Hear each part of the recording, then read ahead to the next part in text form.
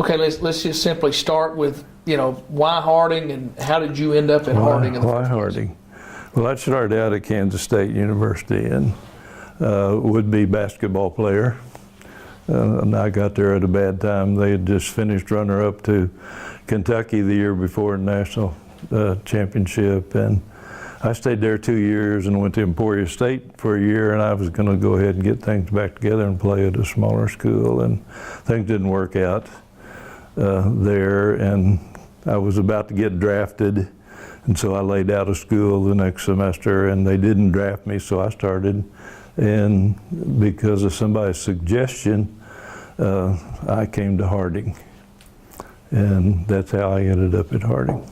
And now your coaching career at Harding began in 1964. Before that, you coached at Harding Academy, Right. 57 through 64. How did that prepare you before you came to Harding? Well, of course, I knew what was going on here, and they knew what I was doing over there, and we had I started out as a basketball coach and assistant and everything else.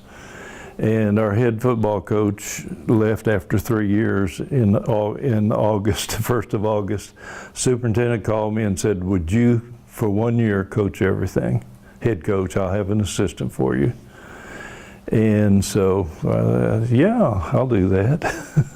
And so I ended up coaching everything for 4 years. We had some really good success in track. We won a state championship, or runner-up a couple of times, and had an undefeated football season and a 9-1 football season. So, I was enjoying those. And then when Coach Allison left here and they hired Coach Prock, and the switch there was midterm, and I was convenient, and so I was the hire.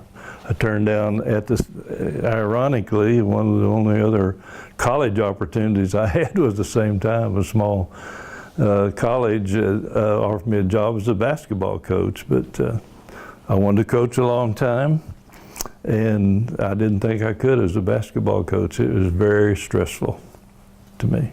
1964 through 1995 as track coach. What were the early years like in the mid-60s coaching? Well, when I first came over, Coach Prock had been the track coach, and so Dr. Clark was here. He was doing the research, the NASA research, and all that, but he was a running enthusiast. He was the one who really got jogging and road racing and such things started in Arkansas, and they made him the head track coach. He had been the cross-country coach a year or two before that, and he had a son here who was running, and he was, I give him a lot of credit for even the successes that we're having right now, because he was the guy that knew that we could win, and he got that over to his kids, and I learned a lot from him as far as the X's and O's of sports. He was a laboratory scientist, but as far as enthusiasm and thinking you could win and transferring that over to the kids, he was great at that. And so I was his assistant for 2 years, and actually the second year, for health reasons, he was virtually out of it. In that second year, he didn't even go to a lot of the meets. The second year, we won the first AIC championship in what I guess track then was one of the major sports. And then we won it the next year, and that was how, and then I thought we should win it every year, and I put a lot of pressure on myself. But during those years, 64 to 95, a lot of athletes came through. Who are some that really stand out to you, men and women? Well, on a national, international level, there were two kids that just, and they're not kids anymore. They're almost caught up with me in age. But Jim Crawford was one of the top milers in the country, and Jim was an Olympic trials finalist, 2 straight Olympics, and just missed, making the team and on that. And Cliff Clark was Cliff came to Harding. He had run a couple of cross-country races in high school, had never run in a track meet. Was a would-be basketball player, didn't make the basketball team, so somebody told him, well, you need to run cross-country, you need to come track, and he became a national champion of steeplechase and missed making the 72 team by a couple of steps. So, how did travel change from the early years to 95? I mean, as far as the trips. Yeah, I don't know. I remember the first trip I made to Louisiana. We stopped to eat at a restaurant, and I had about 4 or 5 black kids on the team. And we went in the front door, and the manager real quickly ran over and got me and said, Coach, he said, your white kids can eat up here, but said the black kids will have to eat in the back. So we just turned around and left. That was an experience I'll never forget. You know, they still have a lot of driving to do, and probably more, because we went to all the national championships and we drove to all of those, and a lot of all-night drives coming back on Saturday night and things like that. In the very early days, if we had a meet on Saturday, like the Texas Relays, we would spend the night Saturday night and drive back on Sunday. But for various reasons, we switched over and started driving back at night. So, what were some of the challenges that you remember when women's track began? Well, I remember distinctly, I got a knock on my office door one afternoon, and there was about a half a dozen girls out there, and 2 of them, the ringleaders, they said, could we talk to you a minute, Coach? I said, sure, come on in. So they did, and the basic message was, they said, well, Dr. Gaines said we could have a cross-country team if you would coach us. And I said, well, let me think, give me overnight to think about that. Come on back and we'll talk about it tomorrow. So, but because of their desire and the look on their face, and I had coached girls in Panama. When I was in Panama, I had men's and women's teams, both, and it was not a bad experience. But I was thinking about the workload, and so I said, these girls want to run, and if that's what has to happen for them to run, I'll be their coach. And it was one of the best decisions I've ever made. We've had some great girls come through. You mentioned Panama. You coached the national team. Yes. In Panama. Tell us about that experience. Well, I got a note from our AAU, and AAU at that time was overall track and field, plus a lot of other sports. And they said, in the letter, they said, the country of Greece and the country of Panama are looking for a national coach.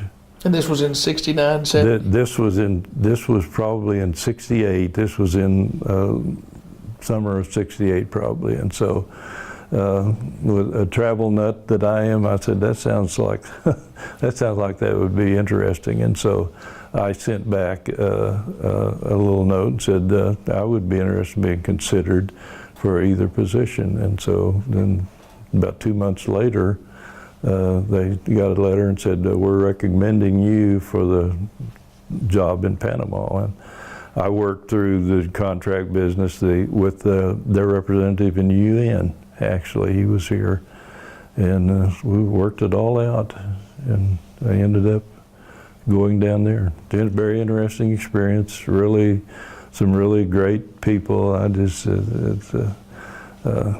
my 3-man committee that supervised me was a extremely interesting group, and just had basically a good experience. But I did learn a very important lesson in life. You've heard about Latin American time, and I'd heard about it, but I didn't really understand it till I got there. I would go to a meeting with the Olympic Committee once a week, and it was a 9 o'clock meeting. I would be there 15 minutes till 9 and sit down, and I wouldn't see a soul until at least 15 after 9. And Mr. DeLeon, who was the chairman of the committee, one day said, Ted said, just relax. He said, you need to learn what Panamanian time is. And so I would go home and I would complain to my wife, and she finally said, listen, if you can't adjust to their way of doing things, we need to pack up and go home. Well, the swimming coach was an American, and he did.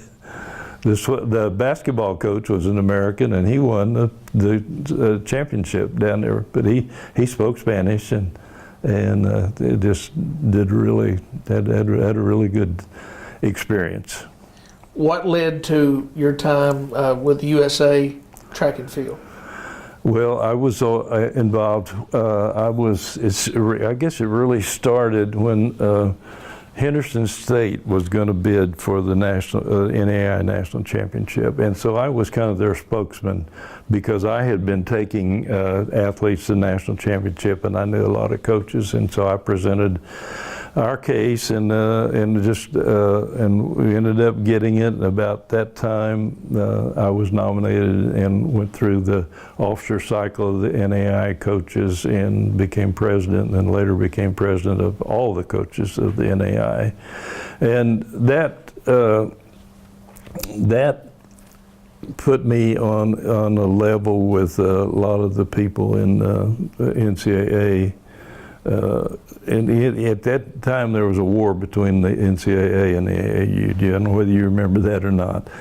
And the AAU really courted the NAI. The NAI was a much bigger and more formidable organization than it is now. About all of Division II now were at one time NAI people, and some of a lot of the lower level sub-major Division I people were NAI, all the Louisiana schools, and anyway, but that got me in contact with people who were in the leadership positions, and NAI was represented in USA Track and Field, and I got on a couple of the important committees, and that's just how it happened. And my first trip was through the AAU, and all the rest of them were through USA Track and Field.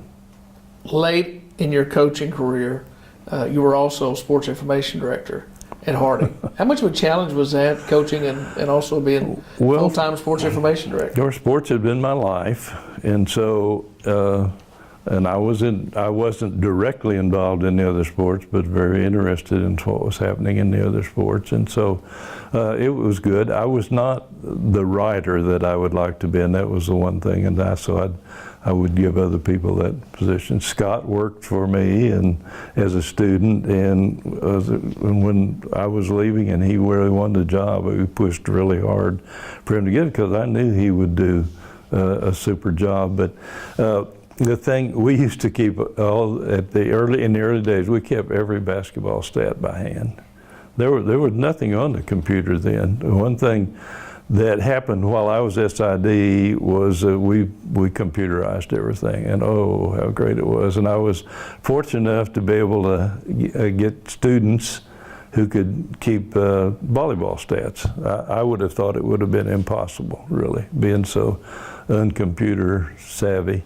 And so, it was good. I had some really neat gals who were my secretaries and helpers, and had some really good students, and it was a good experience. It was a good way to move on out of coaching and then later into retirement. What was the biggest challenge? Obviously scoring. I mean, what were the most difficult sports to score?